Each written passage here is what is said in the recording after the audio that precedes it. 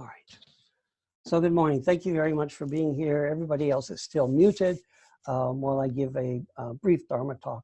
This is an impromptu talk on something that I've been thinking a lot about in the background, and I've been thinking about it for quite a while. And my original motivation for thinking about it is a little bit obscure at this moment, except for the underlying principle. And so I'm referring in particular to chapter 13, encouragement for keeping the sutra. And in particular, I'm looking at the phrase,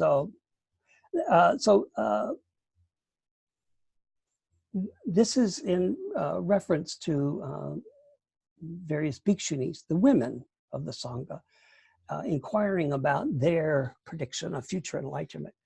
And the Buddha says to them, why do you look at me so anxiously? You do not think that I assure you of your future enlightenment of Anuttara-samyak-sam-bodhi because I did not mention you by name, do you? End quote. So, and this is to Gautami. And further quoting again, Gautami, I have already said that I assured all the Sravakas of their future attainment of Anuttara-samyak-sambodhi. Now you wish to know my assurance of your future attainment of Anuttara-samyak-sambodhi, end quote. And I should have read it all as one quote, but I did not. So the idea here is that the women were included from the Buddha's words. He included the women in the overall prediction for the Sravakas, as well as, and he goes on further and he includes women in other groups, the Pratyeka Buddhas and so on. And the women spoke up and said, what about us? Well, you know, when a persecuted group, and the women were indeed persecuted because it was said that women could not attain enlightenment because they had these impurities. And so you know, when a group that has been singled out for exclusion, well, let's not use the word persecution, let's just use the word exclusion. When a group of people, and in this case it's women, were excluded from the ability to attain enlightenment. And then the Buddha included them in an entire group.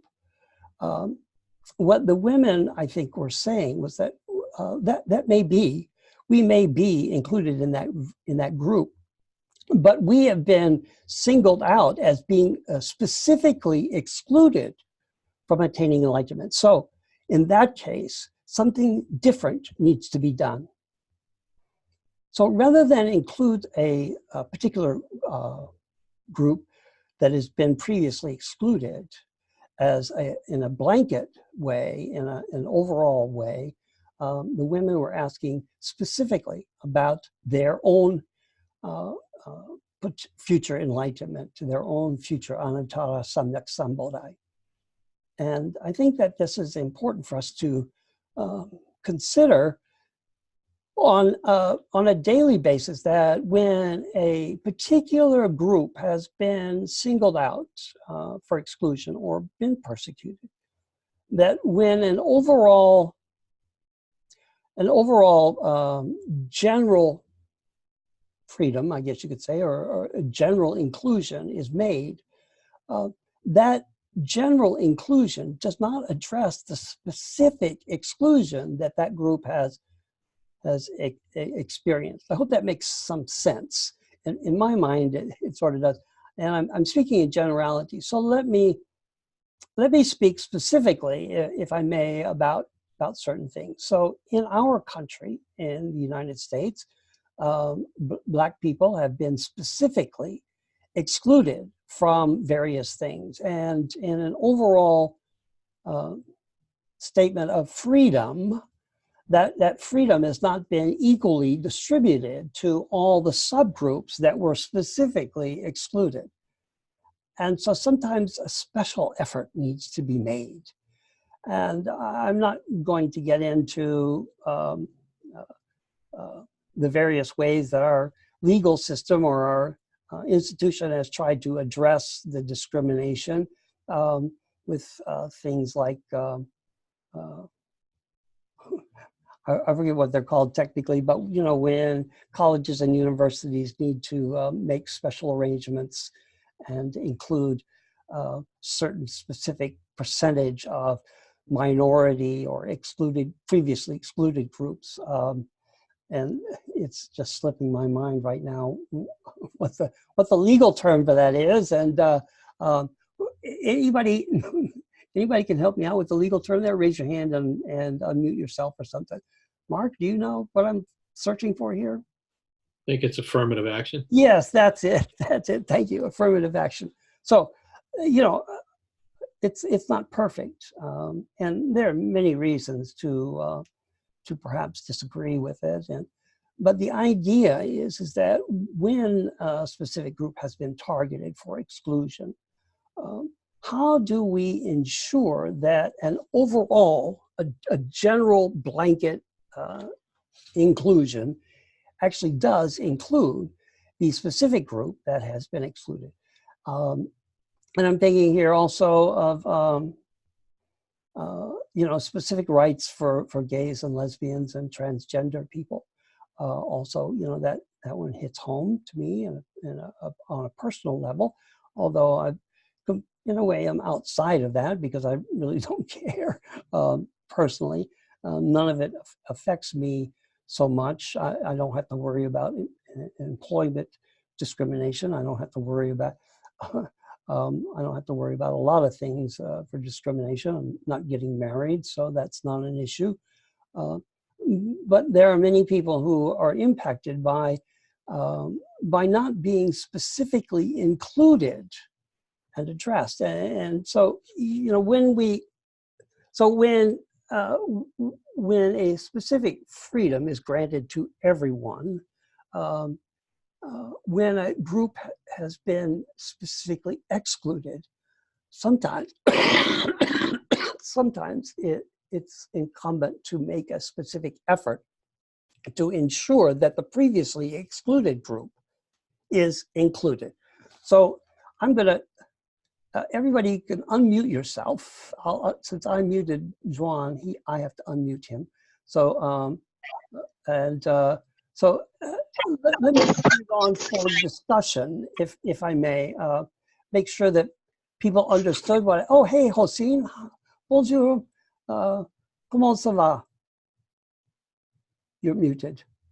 Unmute yourself. Microphone. Micro. Very good, Master. Thank you. Good. Good to see you today. Thank you for joining. So Hossein joins us from Grenoble, France, and Mark, Mark and Hossein, you've not met each other online before, but Mark used to come to the physical temple there in Charlotte many years ago, several years ago, and Hossein and I know each other from my travels in France. Nice to meet you, Mark. You as well. Thank you. And so Mark is a cybersecurity expert. So please do not inundate him with questions about your computer. So I'll open, you know, we are recording right now. So open this up for comments, thoughts, questions. You know, this is still, in a sense, percolating in my mind. And so the presentation was a little rough, but then you get to see my rough edges. So yeah, I'm not perfect. So thoughts, comments. Yes, Bill. You call on me first usually. And I actually had some, I'm taking and usually when you call on us, our thoughts are percolating anyway and not fully formed. So I'm quite prepared. Yeah. You know, you brought up the fact that with the inclusion of women at the time was a radical concept. So this is a living, breathing thing. And one of the things that you mentioned when I mentioned it earlier, when I went to my Indian friends, the religions are not the same. Now, part of that is, would that come under expedient means. The religion has to develop or it's no longer going to be relevant. Also, if there's the expedient means, as things develop, there also would be corruption. So you would also have to have some really good filters to figure out when you're, I mean, on one side, it would have to be a good filter. You do include women. It totally makes no sense not to include. If you're saying all sentient beings can be enlightened, except for you, that makes no sense whatsoever.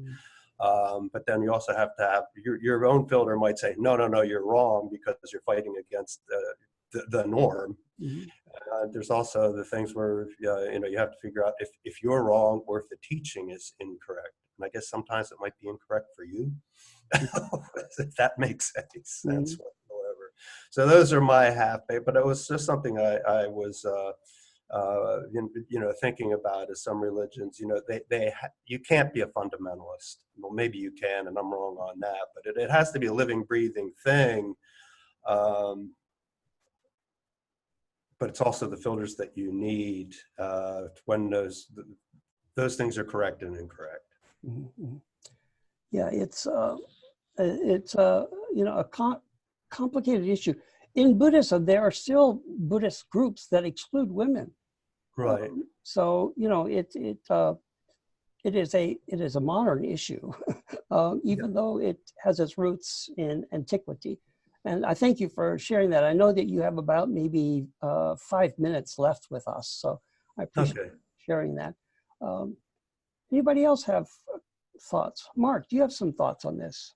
Yeah, it's kind of interesting just looking at it from the humanistic standpoint, is that, ever since, there's a quote one time that I remember reading that said, wars will never end as long as there's more than one person on the planet. And if you just look at that from a humanistic perspective, it's kind of interesting dynamic to kind of throw around in the mind, and saying that, we as humans, our natural tendencies to try and categorize and take advantage of someone else for our own personal self-interests.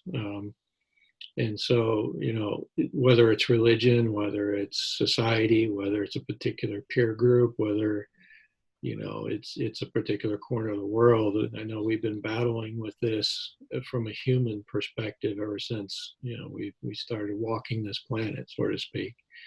It was the slaves, from our perspective, from our own historical standpoint, where, even though under the law everybody's treated equally, in reality and practice, it wasn't necessarily the case. And even today, a lot of cultures, a lot of women are still considered subservient.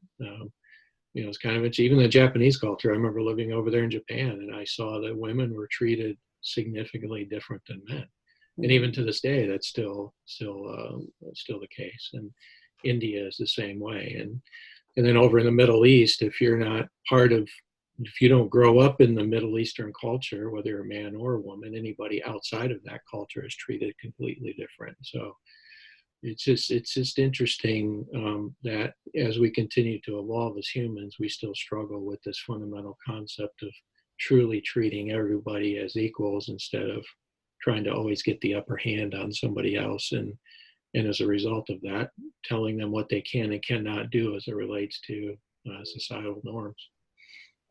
Yeah, it's when I go to Japan, it's so initially, I mean, now it's sort of just part of how I process things. But when I first started going to Japan, there's so many differences culturally, and you brought up how women are treated. If you're getting ready to get into an elevator, here in the States, I guess we still do that. My generation, we let women go first. Mm-hmm. In Japan, if you try to let a woman go first, the elevator is going to go away because the woman will not get on the elevator until you have gotten on as a male. And so that's a little bit different to process. So, from our perspective, we think that our culture is correct.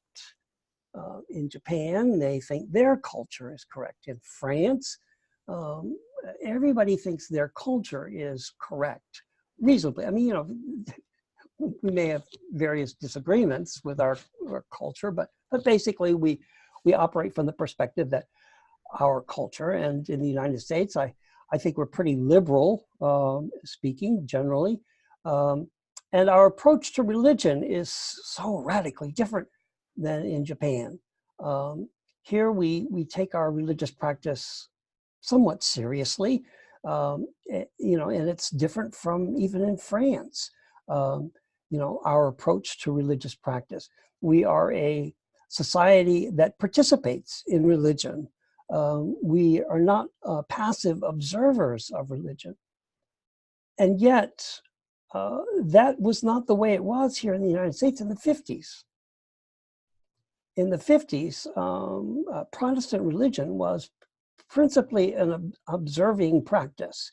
You went to church, you listened to the sermon, and you participated in singing hymns, but generally that was it. Then in the 60s, things started to change, and then, you know, evangelical Christians rose up. And I'm not a historian of Christianity by any means, but the shift in Christian religion really began to change to be much more participatory, where the congregation was much more engaged in the practice of their religion. And so now, as a culture, we are a highly participatory religious culture. We believe in being actively engaged in our religions. And then you go to a country like Japan, where the people basically are kind of in a way like we were in the 50s, where they go and observe a practice, and they're fulfilled. And so in a way, the clergy is doing a performance for the congregation to be uplifted and transcended by their performance. And there's a great deal of emphasis on that in the priest training, that you're doing a performance, and your performance, and I don't want that to sound like a derogatory term, but that your performance of the service is geared towards uplifting the congregation. Whereas in the United States, our shift is that the congregation wants to participate. Here in the States, people want to sing the hymns. In Japan, that's not the norm. I mean, it's trending that way to more participating, but generally speaking, Japanese congregations go to observe the service and be uplifted by what they observe. And there's nothing wrong with that. But that requires a cultural shift in one's mind, thinking that my culture is not necessarily correct. My culture is not the rule to judge other cultures by. And that's difficult to do. So how do we live in that? Yeah, it's good thoughts there, Mark. Hossein, Juan, do you have any comment? Juan, do you raise your hand if you have something, and I'll unmute you. I'm hearing you, but I'm not sure that you hear me. Are you hearing me? I hear you now. Yes, I unmuted you. Oh, good. Well, I can say only one Bye, thing. Bill. We'll see you next week, hopefully. Good to have you. Okay, John, go ahead.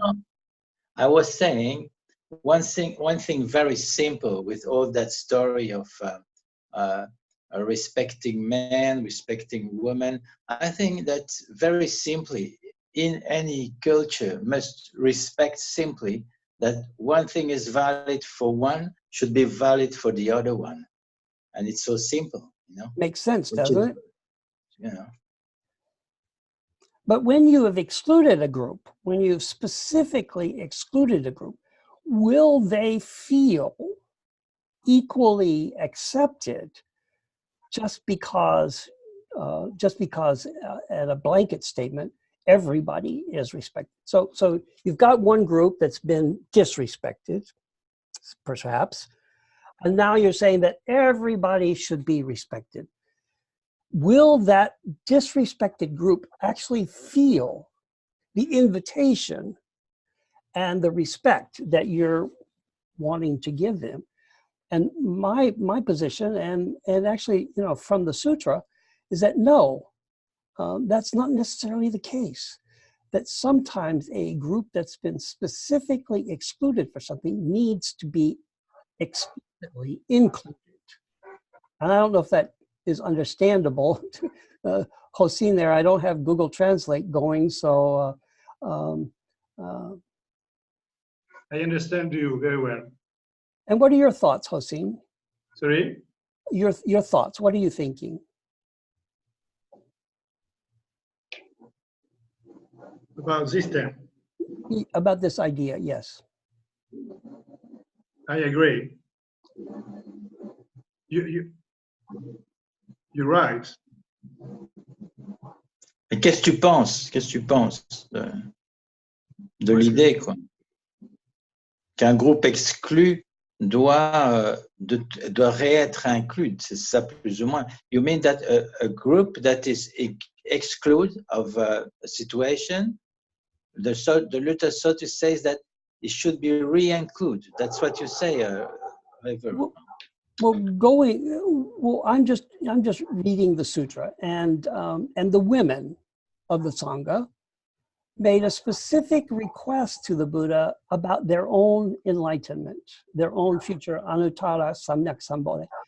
And the Buddha said to them, did you not think that you were part of this other group? So he gave, just for instance, he gave the prediction to the Sravakas.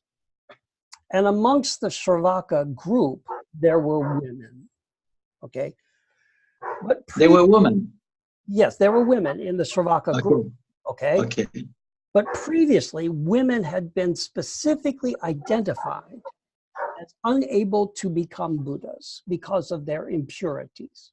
Yeah. So when the Buddha says that the Sravakas, which included women, would attain enlightenment, the women still felt unsure about their own enlightenment because they had been specifically identified. And so they asked the Buddha about their own enlightenment, about the enlightenment of women. And the Buddha said to them that, did you not feel that you were included when I put you in that group? And the women are saying, no, we didn't feel like we're included because we've been so excluded. Because what? Because they had been excluded, they had been named excluded. They had been excluded because they were women. Okay. So until that issue yeah. Okay. been addressed, comprenez-vous? Ouais. Ok, en français, traduction en français, s'il vous plaît, pour Hossein. Oui, donc le groupe, okay. He understood. Ok, good. D'elles-mêmes, elles s'étaient exclues parce qu'elles étaient des femmes, d'accord. D'accord. Okay. Mais le Bouddha donc leur a dit, leur demande, est-ce que vous acceptez ce fait-là? Et elles disent oui, elles acceptent parce qu'elles sont nées femmes. Elles sont différentes, bien sûr. C'est subtil, it's very subtil. Hein? On peut être différents, mais égaux. Ouais. Tu peux traduire pour moi, s'il te plaît, Joanne? On peut être différents, mais égaux. Hossein make a conclusion like we must be different but equal. That's true. Yes, as a included in that, and also as a separate concept. Yeah, that yeah. And I've written about this. That the abbreviated or short term, the abbreviated concept of no self. I mean, we hear that thrown at Buddhists and thrown by Buddhists, or spoken to Buddhists. What about no self? When I was a chaplain, I'd hear that from one of my supervisors all the time, and it was a weapon that he'd use. What about no self? You're supposed to be no self. And no, that's not true. And so we have a self. We have our personal identity. I am who I am. I'm all the things that I exhibit. I'm all the things that I claim. and each of us have our own self. And how do we bring ourself into a group of other selves? And how do we honor and respect and revere the other self along with our own self? So without denying ourself, but to understand that other people have a self as well. So I am who I am as results of how I was raised and the culture I was brought up in, and my history and my own thinking process and my own studies. And so I have evolved and I continue to evolve, and each one of us is undergoing that same process in our various respective ways. And that's sort of a separate issue from the concept that I'm bringing up here. But thank you. Mark, you unmuted yourself for a while, and I didn't know if you had another comment or a thought. Yeah, and I apologize. The dogs are barking in the background here. They bursted into my office. You're the one with the dogs. No, I was just kind of relating this conversation to my foray into politics. Being in the South and Hossein and Juan, I'm not sure if you understand the dynamics of the different subcultures within the U.S., but you have, the North and what we call Yankees.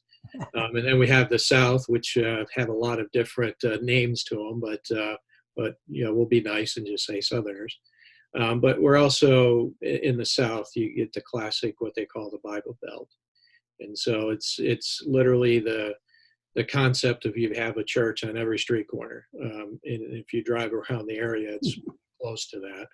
And you have Lutheran, you have Methodist, you have Catholic that's kind of sprinkled around, but it's really a lot of Baptist and Methodist and Lutheran that are around the area. There's also Presbyterian, and so as a Buddhist, it's a challenge in this to really practice Buddhism, because there is this, and kind of relates to what we're talking about, is that you're expected to be included within the group that's based in Christianity. So you're supposed to either be Baptist or you're supposed to be Methodist. Those are the two groups you're supposed to be aligned with in the South. And when I was running for politics, I would actually get the question, which church do I belong to? So there was an automatic assumption, even when I was running in politics, that I belonged to a Christian church in the area, whether it was the Baptist church or whether it was the Methodist church in the local community. Right, wrong, or indifferent, I can probably look back on this and reflect on it. I avoided the question, like any politician does, and I said, well, my grandfather was Southern Baptist preacher, and so I didn't answer the question directly. I just referred back to how I was brought up, and that at least left the thought in their mind that maybe I was Baptist and wasn't Buddhist.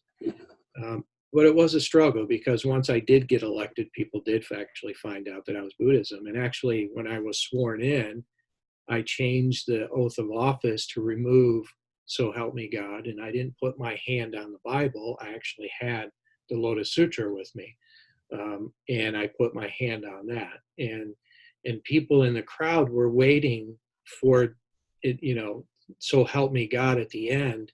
And it was a very awkward moment, because there was about 10 seconds of silence. People were wondering whether to clap. They were kind of waiting for that closing remark.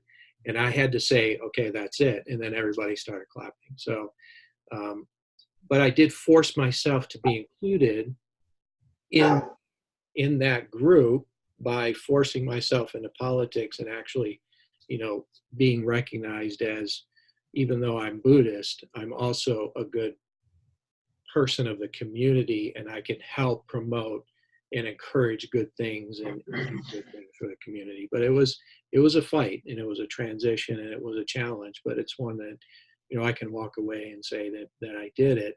Would I do it again? Probably not, but but it's something I can say I accomplished. But I can definitely say that it was not easy. Yeah, being silenced, having to endure a self-silence or a private silence or a private exclusion. So, as a Buddhist in a Christian community, you do have to sometimes suppress your religious identity for the benefit of the group, because the group is unable to process that difference, especially when the group is so strongly aligned with a particular ideology. And you're right, you know, even when I worked in the hospital, even though I wore my robes, people just made the assumption that I was a Catholic priest. and I had an incident where I went into a room and the patient grabbed my hand and he said, "Bless me, Father, for I have sinned." And I said, "I'm not that kind of father." You know? And so, you know, I had to stop him from doing his confession because I honor his belief, and by his belief, I'm not qualified to receive his confession. So, yeah, there is that automatic assumption that you're Christian in that particular society, in that particular community.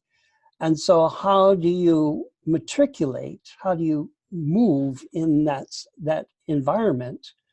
And one way of survival is to not identify all of your parts, if you will. You know, whether it be your religion, whether it be your sexual orientation, you know, sometimes you have to repress that for the benefit. And so, you know, being able to repress it is one thing, but when you're a woman, you can't hide that, you know. And so when you've been specifically excluded, so specifically excluded as a woman, how do you feel included? And, you know, as an outsider to a group, as an outsider, sometimes we need the group to say, yes, we recognize you as both part of the group and also as a unique part of the group that requires a unique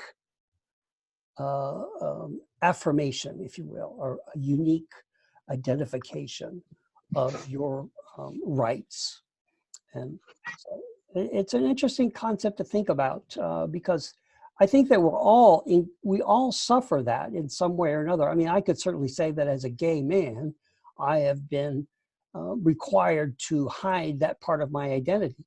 Mark, you experienced that when you ran for politics. You had to, if not hide, you had to obscure a part of your self, an important part of yourself.